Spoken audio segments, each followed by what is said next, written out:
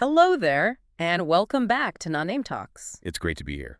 Welcome to the deep dive. Today, our mission feels, well, incredibly relevant. We've all seen the numbers: global depression, anxiety. They shot up, what, 25% between 2019 and 2022? Yeah, a huge jump. So today we're diving into something simple, maybe the most accessible tool we have. Yeah. Nature and sunlight. Exactly. And we're starting with a really striking group to illustrate this point: operating room nurses, ORNs. Right, they work these intense, long shifts, completely cut off from daylight. And a study found their average mental health score, the K-10 score, was 25.41. Okay, 25.41. That sounds specific, but what does that actually mean for someone listening? Is that high? Low, it's high. Very high psychological distress. Yeah. To give you some perspective, anything over 20 on the K-10 is usually seen as severe distress. Wow. Yeah, and the average for, a healthy working person, often closer to 15. So that gap, it's pretty big. It suggests that job stress is one thing, but the lack of sunlight is maybe compounding it. So what happened when they looked closer? Did they find a link between sun exposure, even tiny amounts, and those scores? They did. There was a key statistical link represented by what's called a beta coefficient. It was negative 0.378. Whoa, okay, hold on. Beta coefficient, negative number. Let's break that down. What does that negative sign tell us? Right. The negative is crucial here. It basically means there's an inverse relationship. As one thing goes up, in this case, hours of sunlight exposure, even outside work, the other thing goes down. Which, their distress levels. Exactly. Their reported psychological distress went down significantly. It's strong evidence that even for this group getting very little sun, any extra exposure seemed to really help their mental health. And the thinking is that's maybe vitamin D production or regulating cortisol? Precisely. Those are the leading hypotheses: vitamin D synthesis, which needs sunlight, and better regulation of cortisol, the main stress hormone. Okay, so that's sunlight hitting the skin. But the research also talks about just seeing nature, right? It's not just about green spaces anymore. Absolutely. There's this growing recognition of what's called blue space. So think oceans, lakes, rivers, even like a fountain in a park.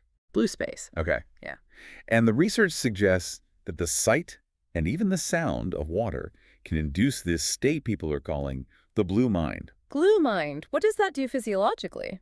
Well, it seems to measurably lower cortisol levels.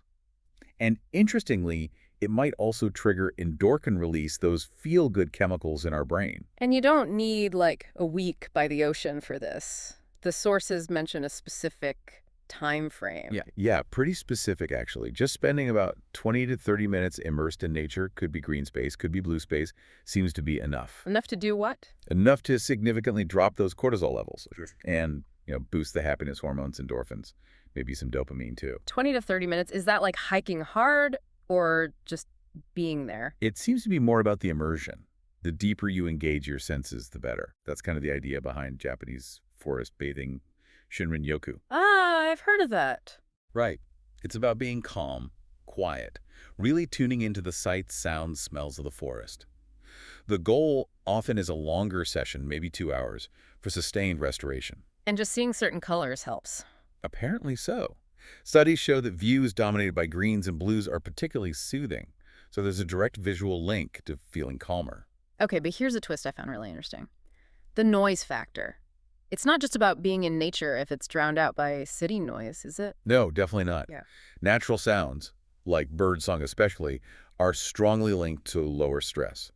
But that positive effect gets weakened or sort of masked by human-made noise. Mask. Okay. Yeah, one study directly compared it. Hearing nature sounds with, say, 20-mile-per-hour traffic noise nearby, stress went up. But with 40-mile-per-hour traffic noise, it went up even more. That's fascinating. The difference between 20 and 40-mile-per-hour traffic noise changes how restorative nature is. That's almost an urban planning point, not just health advice. It really is.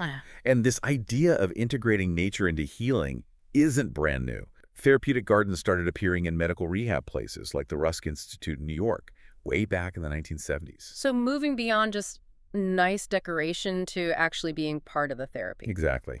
Active healing spaces. Yeah. And we see that today, too, with things like community gardening prescriptions. Wait, doctors are actually prescribing gardening. How does that work? Yeah, sometimes. It can work on multiple levels.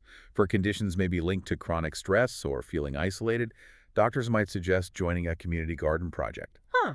So you get the physical activity, the social connection, working toward tangible goals, all in a restorative setting. Patients report things like lower blood pressure, sleeping better, feeling more capable.